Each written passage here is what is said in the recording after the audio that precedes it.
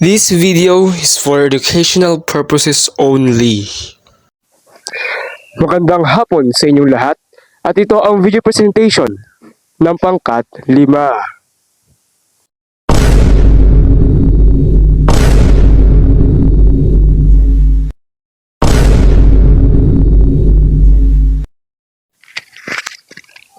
At ang aming elementong nakuha ay ang damdamin na kailangan naming suriin sa elihiyang pinamagatang Mahatma Gandhi. Ngayon, ating alamin ang mga damdamin na pinapakita sa elihiyang Mahatma Gandhi. Ayon sa aming pinanood, ang masasabi lang po namin ay ang pinapakitang damdamin base sa elahiyang pinanood po namin na ang pamagat ay Mahatma Gandhi. Ang damdamin na pinapakita sa elihiya base sa aming pagsusuri ay masaya at malungkot.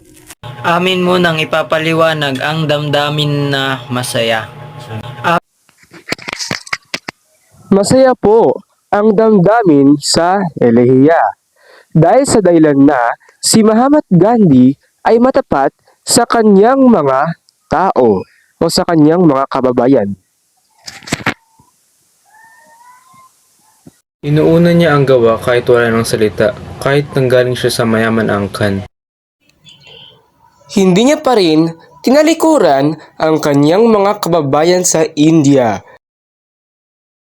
Siya ay nagmukhang mahirap para sa kanyang mga kababayan.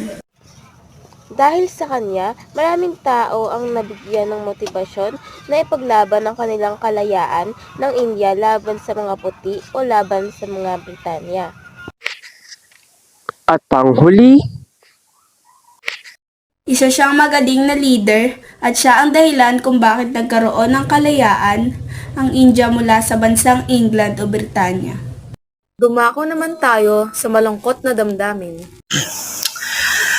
Nakakalungkot isipin na ang bansang India ay sinakop at ginawang alipin ng halos 90 taon dahil sa bansang England o Britanya.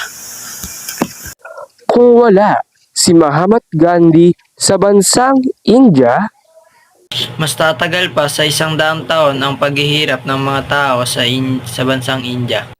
Nakakalungkot din na si Mahatma Gandhi lang ang tatanging tao na tapat at marangal sa kanyang mga tao sa India at sa kanyang sariling bansa. at ayun po ang pagpapaliwanag para po sa amin na ang damdamin sa aming elihiyang binasa na Mahatma Gandhi ay masaya at malungkot. At maraming salamat po sa inyong pakikinig at pakikinood dito sa video presentation ng pangkat 5.